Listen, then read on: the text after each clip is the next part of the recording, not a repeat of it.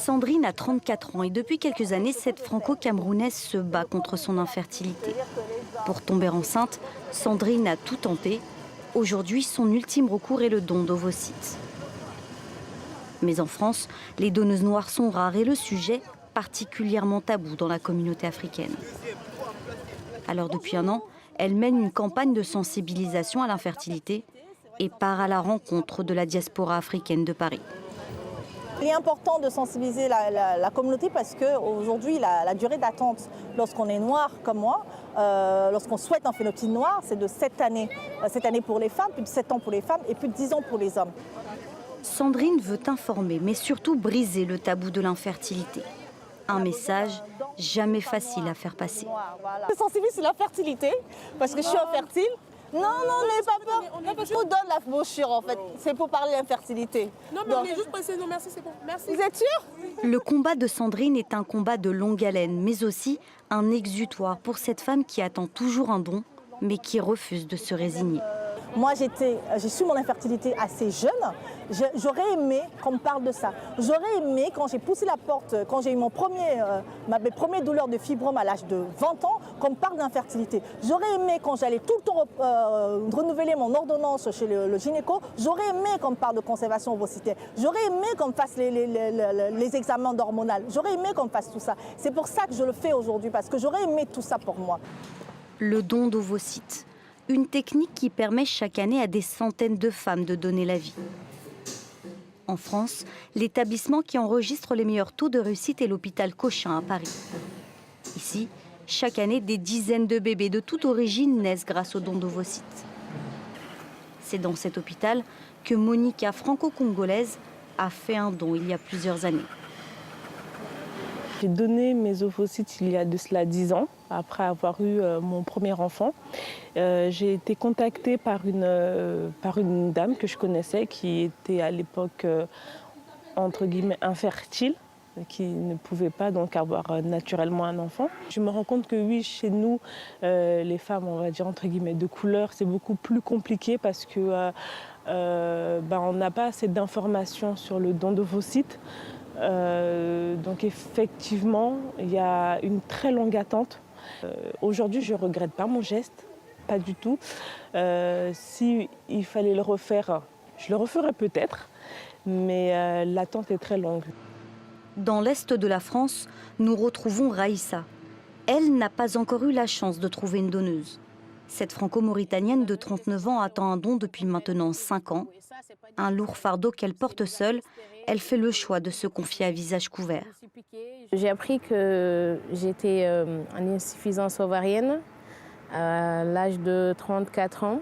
Et notre parcours a été assez difficile et que j'étais partie juste pour un contrôle gynécologique. On s'est rendu compte qu'il y avait une insuffisance ovarienne. On nous a dirigés directement vers le don d'ovocytes. Et depuis, on est sur une liste d'attente qui est assez longue.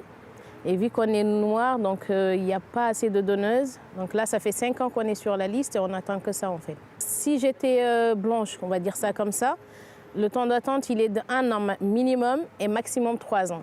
Et actuellement, en tant que noir, le temps d'attente minimum, il est de 5 ans et le maximum, il peut être de 10 ans. Sauf si on va à l'étranger, sachant que l'étranger, c'est hyper cher, donc c'est pas donné à tout le monde. On est dans des budgets quand même de 10 000 et 10 000 euros, c'est de l'argent. Actuellement, tout le monde ne peut pas s'offrir ce plaisir. On veut être mère, mais bon, il faut qu'on passe par le don. Malgré le coût important, beaucoup de femmes font le choix de l'étranger, et notamment du Cameroun. Dans cette clinique de Douala, elles sont chaque année une cinquantaine à pousser la porte du cabinet de ce docteur dans l'espoir de trouver une donneuse. C'est souvent des patientes qui ont déjà eu plusieurs échecs répétés d'insémination artificielle, de fécondation in vitro conventionnelle. Chez ces patientes, en général, elles ont le choix entre un don d'ovocytes provenant de la famille, de l'environnement. C'est souvent ce que les patients choisissent. Et si ce n'est pas possible, ou lorsqu'elles ne le désirent pas, ne le souhaitent pas, on leur propose un don d'ovocytes autologue, un donneur inconnu. Au Cameroun, l'attente pour trouver une donneuse noire est généralement de 3 mois, contre 10 ans en France. Un investissement parfois coûteux pour ces femmes infertiles qui gardent malgré tout l'espoir d'avoir un bébé. Mais le désir d'enfant touche toutes les classes sociales. Alors certains ont dû trouver d'autres solutions pour devenir parents. Vitry-sur-Seine, en région parisienne. Sandrine a découvert à 31 ans qu'elle avait les trompes bouchées. Elle fait partie de ces milliers de femmes qui ont besoin d'un don d'ovocytes pour procréer. Mais elle est confrontée à un problème bien spécifique. D'origine africaine, elle souhaite un enfant qui lui ressemble. Elle a donc besoin d'un don d'ovocytes de femme noire, un don rare en France. La jeune femme a donc tout de suite pensé à l'étranger pour cette opération. Me ruiner pour avoir un enfant, c'était hors de question. Donc du coup, j'ai fait l'option du Portugal. Et du coup, en fait, ça faisait à peu près 5200, 30 €, ouais, tout compris. Sandrine tombe enceinte une première fois, mais la grossesse n'aboutit pas.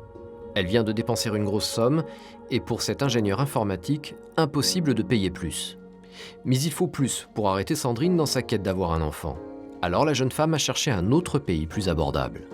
Donc on trouve encore le moins cher parce que moi j'ai plus envie de dépenser pour ce projet d'enfant parce que ça commençait.